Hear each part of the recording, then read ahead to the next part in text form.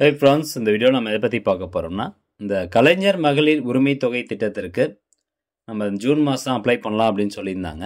இந்த ஜூன் மாதம் நம்ம எங்கே போய் அப்ளை பண்ணணும், எப்படிலாம் அப்ளை பண்ணணும், இதற்கான ரூல்ஸ் ஏதாவது மாற்றிருக்காங்களா? ஸோ இது போன்ற தகவல் எல்லாமே இந்த வீடியோவில் நம்ம பார்க்க போகிறோம். ஸோ யாருக்கெல்லாம் இந்த கலைஞர் மகளிர் உரிமை தொகை திட்டத்தில் இன்னும் லாஸ்ட் டைம் அப்ளை பண்ணியிருந்து ரிஜெக்ட் ஆயிருந்தோ, இல்லை போன தடவை ரேஷன் கார்டுக்காக வெயிட் பண்ணியிருப்பீங்க. ஸோ அப்போ ரேஷன் கார்டு இருந்திருக்காது. அப்போ நீங்கள் புதுசாக ரேஷன் கார்டுக்கு அப்ளை பண்ணியிருப்பீங்க, அது வரதுக்காக வெயிட் பண்ணியிருப்பீங்க. அதனால் பார்த்தீங்கன்னா உங்களால் இந்த உரிமை தொகை திட்டத்துக்கு அப்ளை பண்ண முடியாமல் போயிருக்கலாம். ஸோ அவங்களாம் பார்த்தீங்கன்னா இப்போ மறுபடியும் அப்ளை பண்ணிக்கலாம். ஸோ அதற்கான ஒரு ஆப்ஷன் வந்து இப்போ கொண்டு வந்திருக்காங்க. ஸோ இதை பற்றின தகவல் தான் இந்த வீடியோவில் பார்க்க போகிறோம். முடிஞ்சவரைக்கும் நிறைய பேருக்கு இந்த இன்ஃபர்மேஷன் ஷேர் பண்ணிவிடுங்க, கண்டிப்பாக அது பயனுள்ளதாக இருக்கும். ஓகே, ஃபஸ்ட்டு இந்த ஒரு ப்ரெஸ் ரிலீஸ் வந்து பார்த்துடலாம். அதாவது என்ன சொல்லியிருப்பாங்கன்னா, இங்கே பாருங்கள், மாண்புமிகு பேரவை துணைத் தலைவர் அவர்களே, நம்முடைய மாண்புமிகு உறுப்பினர் திரு ஈஸ்வரன் அவர்கள் கலைஞர் மகளிர் உரிமை தொகையை பற்றி குறிப்பிட்டு சொல்லியிருக்கிறார். ஏற்கனவே மாதந்தோறும் 1000 ரூபாய் வழங்கக்கூடிய அந்த திட்டத்தின் கீழ் 1,14,00,000 பேர்களுக்கு அது வழங்கப்பட்டு கொண்டிருக்கிறது.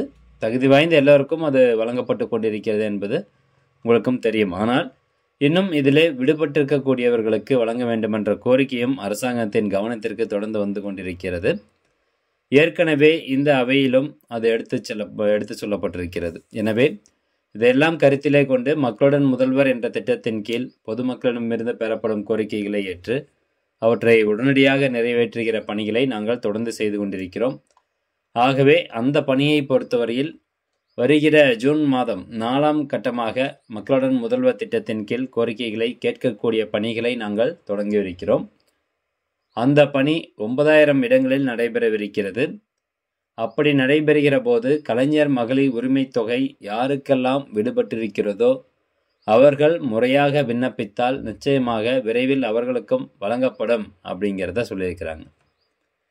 ஸோ இந்த ஜூன் 1ஆம் தேதி ஆரம்பிச்சிருச்சு. இந்த மாதம் பார்த்தீங்கன்னா தமிழ்நாட்டில் இருக்கக்கூடிய அனைத்து மாவட்டங்களிலும் 4ஆம் கட்டமாக மக்களுடன் முதல்வர் திட்டம், அதாவது MM அப்படின்னு சொல்லுவாங்க இல்லையா, மக்களுடன் முதல்வர் ஸ்கீம், அந்த திட்டத்தினுடைய சிறப்பு முகாம் வந்து நடக்கும்.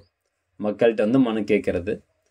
ஸோ அந்த சிறப்பு முகாமில் கலைஞர் மகளிர் உரிமை தொகைக்கு புதிதாக விண்ணப்பிப்பவர்கள் விண்ணப்பித்து கொள்ளலாம் அப்படிங்கிறது தான் சொல்லப்பட்டிருக்குது. பட் ஒவ்வொரு மாவட்டத்திலையும் எப்போ அந்த 4ஆம் கட்ட மக்களுடன் முதல்வர் சிறப்பு முகாம் நடக்கும் அப்படிங்கிறதுக்கான ஒரு டேட் வந்து இன்னும் வெளியிடப்படல. ஆனால் இந்த ஜூன் மாதம் நடக்குன்னு சொல்லியிருக்கிறாங்க. ஸோ அந்த வகையில் பார்க்கும்போது போன மாதம் மேக்ஸிமம் இந்த மே மாதம் வந்து பார்த்திங்கன்னா 3ஆம் கட்ட மக்களுடன் முதல்வர் சிறப்பு முகாம் வந்து நடந்தது. அதில் ஒவ்வொரு மாவட்டத்திலும் ஒவ்வொரு விதமான டேட்டு. பட் ஆவரேஜாக வந்து பார்க்கும்போது 15லேருந்து 25ஆம் தேதிக்குள்ள வரைக்கும் அந்த 3ஆம் கட்ட சிறப்பு முகாம் வந்து நடத்தியிருந்தாங்க. அதே போல் தான் இந்த ஜூன் மாதம் 4ஆம் கட்ட சிறப்பு முகாம் நடத்துவாங்க. ஸோ அதில் நீங்கள் கலந்துக்கிட்டு உங்களுடைய மனு வைக்கலாம். அதாவது மகளிர் உரிமை தொகை திட்டத்துக்கு புதிதாக நீங்கள் விண்ணப்பித்து கொள்ளலாம் அப்படிங்கிறது தான் இந்த ஒரு அறிவிப்பு.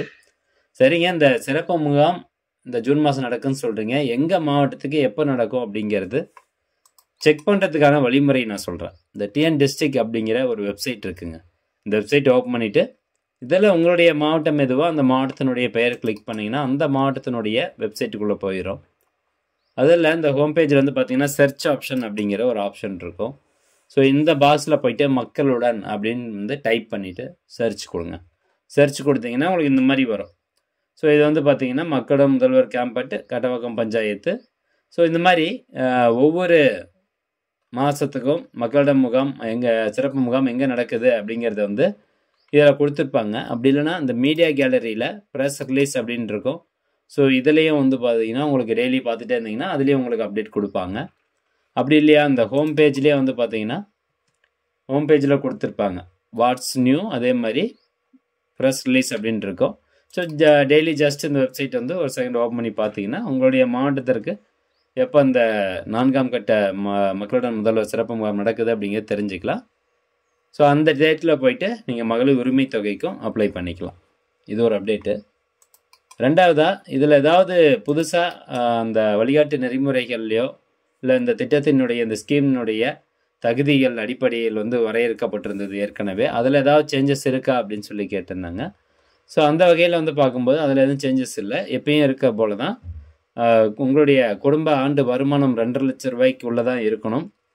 குடும்பத்தில் ஆண்டு வருமானம் ரூபாய் 2.5 லட்சத்திற்கு மேல் ஈட்டி வருமான வரி கணக்கு தாக்கல் செய்பவர்கள் மற்றும் வருமான வரி செலுத்துபவர்கள் இதெல்லாம் வந்து தகுதி இல்லாதவர்கள். ஓகே, ரூபாய் 2 லட்சத்துக்கு மேல் ஆண்டு வருமானம் ஈட்டும் குடும்பங்களும் வந்து தகுதி கிடையாது. இன்கம் டேக்ஸ் நீங்கள் பே பண்ணியிருந்தீங்கன்னா தகுதி கிடையாது. ஆண்டுக்கு 2 லட்சத்துக்கு மேல் வருமானம் ஈட்டி தொழில் வரி செலுத்துவோருக்கும், அதாவது பிஸ்னஸ் டேக்ஸு, ஸோ அவங்களுக்கும் வந்து பார்த்திங்கன்னா இந்த இது கிடையாது. திட்டத்தின் அடிப்படையில் பணம் வாங்க முடியாது. கவர்மெண்ட் ஜாப்பில் ஒர்க் பண்ணுறீங்க, பொதுத்துறை நிறுவனங்கள் ஒர்க் பண்ணுறீங்க, வங்கிகளின் ஊழியர்கள், ஸோ உள்ளாட்சி அமைப்புகள் ஒர்க் பண்ணுறீங்க அப்படின்னாலும் அவங்களுக்கும் இது கிடையாது அப்படின்னு சொல்லியிருக்காங்க.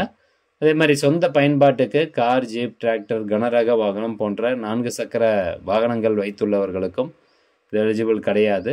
ஆண்டுக்கு ரூ. 50 லட்சத்திற்கு மேல் ஆண்டு விற்பனை ஆனுவல் டேர்ன் ஓவர் செய்து சரக்கு மற்றும் சேவை வரி செலுத்தும் தொழில் நிறுவன உரிமையாளர்களுக்கும் இது பொருந்தாது.